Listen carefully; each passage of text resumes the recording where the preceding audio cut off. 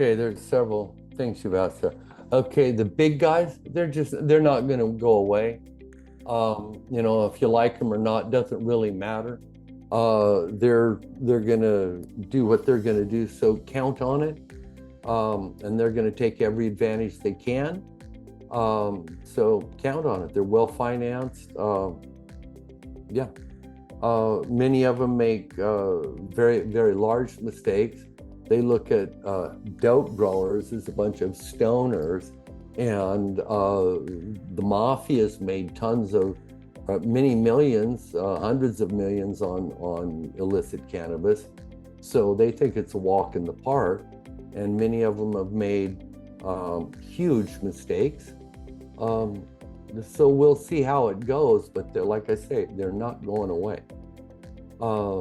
There's plenty of money out there in the marketplace, and they will proceed. Big companies like Scott's, Miracle Grow Scott's, they have, I think it's the Hagendorn Group. It was the Hagendorn family that started the company. They bought General Hydroponics, and I think they bought other stuff too. I don't remember so well right now. Those guys aren't going away. For some time, the General Hydro and the cannabis growers were their biggest growth sector. So they see all kinds of stuff. They're not going to go away. And then as far as hoarding genetics, that's normal. They've been doing that since the beginning. Everybody got their own little bullshit strain. I don't want to step on toes, but people,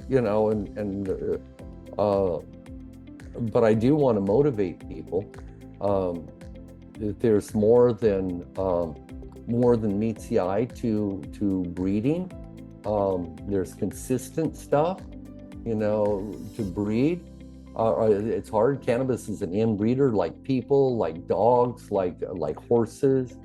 And so since it's an inbreeder, it's really difficult to make a true breeding plant, because you can have unfavorable there, because recessive genes can be good or bad.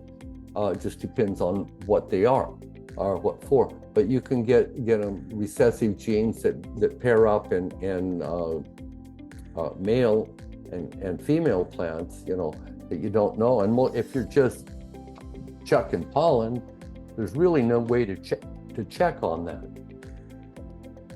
So you need to bring the science in straight away, and it makes you a lot faster. Most of breeding is actually recording and statistics. In fact, one of the guys in this book here, Dr. Clint Schock, I asked, and he's breeding some great autoflower plants, really great. The guy, I'm 69, and I think he's like 70, 74, 75, he could be old. He's been breeding his whole life, lived in Brazil, in Colombia, a good chunks of his life. He's the, excuse me, professor emeritus at God, I'm glad you're not live here. Professor emeritus at Oregon State University. It's the land grant school.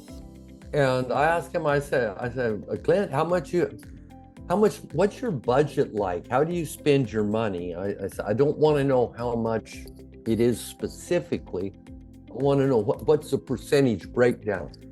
He only need to tell me one thing, one percentage.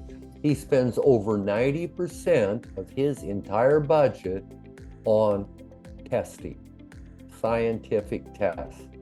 Most people in this industry spend 90+% of their average budget on advertising. It's quite a difference, and we can pay attention to that. I think the guys that are spending the ad money. Yeah, that's great. And I'd like to add one thing for anyone that's listening, that especially if you're in a state or even a country where you're still going through the legalization process, It's really important. They're trying to put into these laws that you can't grow at home because the Oh no. corporations want to force you to buy it from them. And so it's really important to make sure that if your state is going to go legal, make sure that they allow for home grows. Doc, that's an incredibly important Yeah. point, because growing at home, uh, uh, it's huge. It's huge. You can do it at home. It's inexpensive. It's a great God. It's a great hobby. You know, I already went all this stuff through all this stuff. You can do what you want, but God, don't let them take your home grow away. Yeah, That's exactly. really big. Yeah.